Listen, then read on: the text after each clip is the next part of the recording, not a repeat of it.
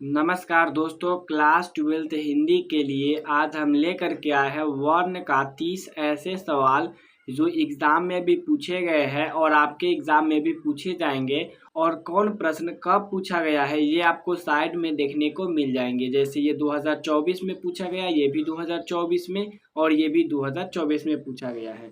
अगर आप पूरा प्रश्न को क्लियर कर लेते हो तो वर्ण से कोई भी क्वेश्चन, कैसा भी क्वेश्चन आएगा तो आप आसानी से उसे क्लियर कर लेंगे। तो चलिए, यहाँ पे पहला क्वेश्चन है, कोष्ठ में अंकित विराम चिन्ह है प्रश्नवाचक, पूर्ण विराम, योजक या फिर अल्प विराम।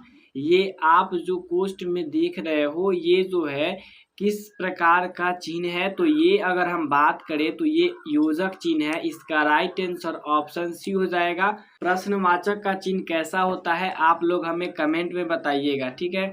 यहाँ पर दूसरा क्वेश्चन है, निम्नलिखित में कौन वर्ण अघोष है, तो इसका राइट आंसर ऑप्शन डी हो जाएगा। आप कहिएगा कैसे, तो ध्यान से समझिएगा। अघोष अगर आपसे पूछे तो जो भी कवर्ग, टवर्ग, तवर्ग, पवर्ग में जो भी पहला और दूसरा स्थान पे आए उसे अघोष कहेंगे। जैसे क, ख, च, छ, ट, ठ, त, थ, ये सब हो जाएगा प, फ।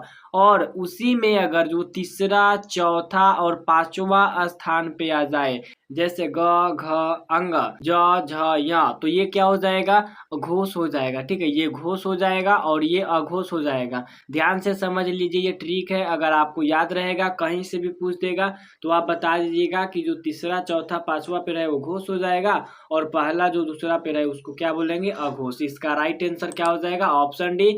यहाँ पे तीसरा नंबर क्वेश्चन है, निम्नलिखित में कौन वर्ण अंत अस्त व्यंजन का उदाहरण है, य, क, च या फिर ट। तो इसका पहले राइट आंसर हम बता देते हैं। इसका राइट आंसर ऑप्शन ए हो जाएगा। अब समझिए ध्यान से कैसे हुआ है। तो अंतःस्थ व्यंजन आपको बता दूं होता है य, र, ल, व, ये अंतःस्थ व्यंजन होता है। और अगर यही आपसे पूछ दे उष्म व्यंजन तो आप लिखिएगा तालाबे स, मूर्धन्य स, दंती स और ह। ध्यान से समझ लीजिएगा, इसमें कंफ्यूजन कोई नहीं रहना चाहिए। यहाँ पे चौथा क्वेश्चन है, हिंदी में उष्म व्यंजनों की संख्या कितनी होती है। तो हिंदी में जितना अंतःस्थ व्यंजन होता है उतना ही उष्म व्यंजन होता है। तो अंतःस्थ व्यंजन भी 4 होता है तो उष्म व्यंजन भी 4 हो जाएगा। इसका राइट आंसर ऑप्शन सी हो जाएगा। यहाँ पर पांचवा क्वेश्चन है, ए वर्ण किस प्रकार का स्वर्ण है, ह्रस्व, दीर्घ, प्लुत या फिर लघु।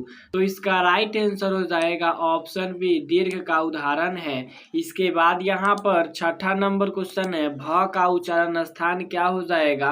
तो उच्चारण स्थान आपको अगर कहिएगा तो एक ऐसा ट्रिक बता देंगे जो आपको कोई भी प्रॉब्लम उसमें नहीं होगा। तो पहले भ का उच्चारण स्थान हो जाएगा ओष्ठ। इसका राइट आंसर ऑप्शन ए हो जाएगा। प, फ, ब, भ का कोई भी अक्षर आए तो ओष्ठ कहिएगा। उसके बाद कंठ का उच्चारण स्थान, तो क, ख, ग का कोई भी अक्षर आए आप लोग कंठ कहिएगा। इसका राइट आंसर ऑप्शन ए हो जाएगा। इसके बाद चलिए आठवां नंबर क्वेश्चन को देखते हैं।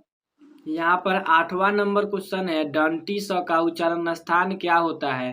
तो ध्यान से समझिएगा, तालाबे स का उच्चारण स्थान तालु, मूर्धन्य स का उच्चारण स्थान मूर्धा और डंटी स का उच्चारण स्थान दंत।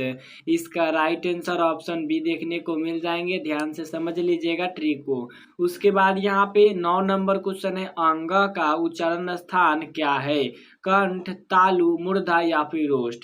देखिए, अंग जो होता है उसका उच्चारण स्थान कंठ भी होता है और नासिक भी होता है। अगर ऑप्शन में कंठ नहीं रहता तो हम नासिक पे टिक करते, और नासिक नहीं है तो आप देख सकते हो हम कंठ मारे हैं। इसके बाद यहाँ पर 10 नंबर क्वेश्चन है, ट का उच्चारण स्थान क्या होता है। तो ट का उच्चारण स्थान होता है मूर्धा, और मूर्धा से क्या क्या चीज बोला जाता है, तो र, स, री, ट, वर्ग। ये ट्रिक हम आपको बता रहे हैं, र, स, री, यानी र, स, उसके बाद री और उसके बाद ट, वर्ग, ये सब बोला जाता है ट का उच्चारण स्थान। इसके बाद यहाँ मूर्धा का उच्चारण स्थान। इसके बाद 11 नंबर क्वेश्चन है, ब का उच्चारण स्थान क्या होता है, तालु, कंठ, ओष्ठ या फिर दंत। अभी हमने आपको बताया है कि प, फ, ब, भ का कोई भी अक्षर आए तो आप उसे कह दीजिएगा सर ओष्ठ जो हो जाएगा ना वो ब का उच्चारण स्थान हो जाएगा। इसके बाद यहाँ पर 12 नंबर क्वेश्चन है, ग का उच्चारण स्थान क्या हो जाएगा। तो क, ख, ग में आता है ग, इसीलिए इसका राइट आंसर ऑप्शन ए हो जाएगा। इसके बाद यहाँ पर 13 नंबर क्वेश्चन है, च का उच्चारण स्थान क्या हो जाएगा? तालु, दंत, मूर्धा या फिर ओष्ठ। तो च का उच्चारण स्थान तालु होता है, इसका राइट आंसर ऑप्शन ए हो जाएगा। यहाँ पर बार बार पूछे जाने वाला प्रश्न आप देख सकते हो, फ का उच्चारण स्थान क्या है? तो फ का उच्चारण स्थान जो हो जाएगा ओष्ठ हो जाएगा, इसका राइट आंसर ऑप्शन ए हो जाएगा।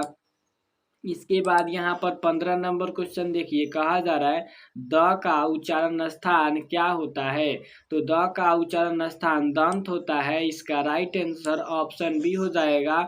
उसके बाद यहाँ पर 16 नंबर क्वेश्चन है, निम्नलिखित में अघोष वर्ण कौन सा है? अभी हम आपको बताया है कि पहले और दूसरे स्थान पे आएगा अघोष हो जाएगा, तो इसमें पहला स्थान पे देखिए च है, इसका राइट आंसर ऑप्शन ए हो जाएगा, बाद बाकी सब घोष है। इसके बाद यहाँ पे 17 नंबर क्वेश्चन है, तालाबे स का उच्चारण स्थान क्या होता है? तो तालाबे स का उच्चारण स्थान तालु होता है, इसका राइट आंसर ऑप्शन भी हो जाएगा। 18 नंबर क्वेश्चन है, ई का उच्चारण स्थान क्या होता है? तो ई का भी उच्चारण स्थान तालु होता है, इसका राइट आंसर ऑप्शन बी हो जाएगा। इसके बाद यहाँ पर 19 नंबर क्वेश्चन है, ल का उच्चारण स्थान बताए। तो ल का उच्चारण स्थान जो होता है वो दंत होता है, इसका राइट आंसर ऑप्शन ए हो जाएगा। जैसे हम फटाफट आपको बता रहे हैं वैसा ही आप भी सीख सकते हैं। बस आप कमेंट में ये लिख दीजिए कि सर इसका ट्रिक हमको बता दीजिए, ताकि आपके जैसा हम भी फटाफट बता दें। उसके बाद यहाँ पे 20 नंबर क्वेश्चन है, हिंदी में ह्रस्व स्वर कितनी है? तो हिंदी में टोटल ह्रस्व स्वर की बात करें तो 4 है, इसीलिए इसका राइट आंसर ऑप्शन बी हो जाएगा 4। इसके बाद यहाँ पर 21 नंबर क्वेश्चन है, अ का उच्चारण स्थान क्या होता है? तो अ का उच्चारण स्थान जो होता है कंठ होता है, इसका राइट आंसर ऑप्शन डी हो जाएगा। उसके बाद र तथा री का उच्चारण स्थान बताना है। तो रसरी हम बोले हैं ना, तो उसी में आ जाएगा मूर्धा, इसका राइट आंसर ऑप्शन ए हो जाएगा। चलिए अगला क्वेश्चन को यहाँ पे देखते हैं, ध्यान से समझिएगा। 23 नंबर क्वेश्चन है, निम्नलिखित में कौन घोष वर्ण का उदाहरण है? दंती स, ह या फिर अ या फिर ज। तो इसका राइट आंसर हो जाएगा ऑप्शन बी और डी दोनों। अब ध्यान से समझिएगा कैसे पहचानेंगे, अगर क से लेके म तक के अलावा कोई वर्ण पूछ दे तो घोष हो जाएगा हमारा य, र, य, ठीक है, य, र, ल, व और ह। ये पांचों आपको इसमें और ऐड कर लेना है, ये घोष है, ठीक है। चलिए नेक्स्ट क्वेश्चन यहाँ पे है 24 नंबर, निम्नलिखित में किसका उच्चारण कंठ से होता है? तो कंठ से इसमें किसका उच्चारण होता है? तो ख का उच्चारण स्थान होता है कंठ, इसका राइट आंसर ऑप्शन डी हो जाएगा। इसके बाद यहाँ पर 25 नंबर क्वेश्चन देखिएगा, ध्यान से कहा जा रहा है, हिंदी में अंतःस्थ वर्ण की संख्या कितनी होती है? तो अंतःस्थ रहे या फिर उष्ण रहे, आप कहिएगा सर 4 होता है, इसका राइट आंसर ऑप्शन सी हो जाएगा।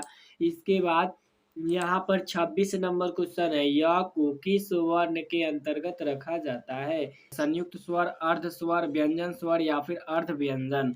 तो देखिए य को सबसे पहले अंतःस्थ भी कहते हैं, और उसके साथ साथ ये व्यंजन तो है ही है, और उसके साथ साथ ये तीनों ऑप्शन में से कौन राइट है ये आपको कमेंट में बताना है, क्योंकि 2 हम बताए, एक आपको बताना है।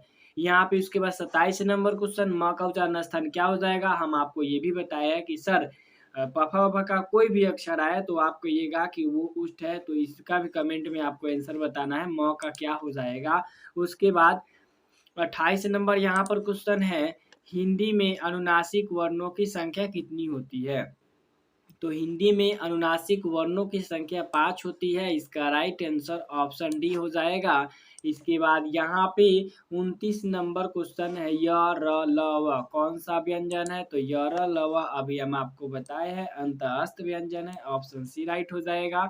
इसके बाद यहाँ पर 30 नंबर क्वेश्चन है, घ का उच्चारण स्थान क्या होता है? तो घ का उच्चारण स्थान कंठ हो जाएगा, ऑप्शन सी देखने को मिल जाएंगे। उसके बाद 31 नंबर क्वेश्चन है, ज का उच्चारण स्थान क्या होता है? मूर्धा, तालु, दंत या फिर ओष्ठ।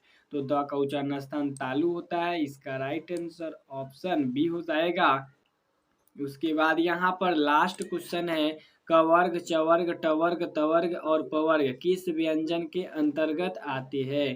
तो ये कवर्ग, चवर्ग, टवर्ग, तवर्ग और पवर्ग जो है स्पर्श व्यंजन है, इसीलिए इसका राइट आंसर ऑप्शन सी हो जाएगा। तो कैसा लगा आज का ये वीडियो कमेंट में ज़रूर बताइएगा, और अगर अच्छा लगा हो तो वीडियो को लाइक कर दीजिएगा और चैनल को सब्सक्राइब कर दीजिएगा, ताकि आपको इस प्रकार से रोज़ क्वेश्चन मिलता रहे और आप अपनी तैयारी बहुत अच्छे ढंग से करते रहें। तो मिलेंगे नेक्स्ट पार्ट में, तब तक के लिए जय हिंद, जय भारत।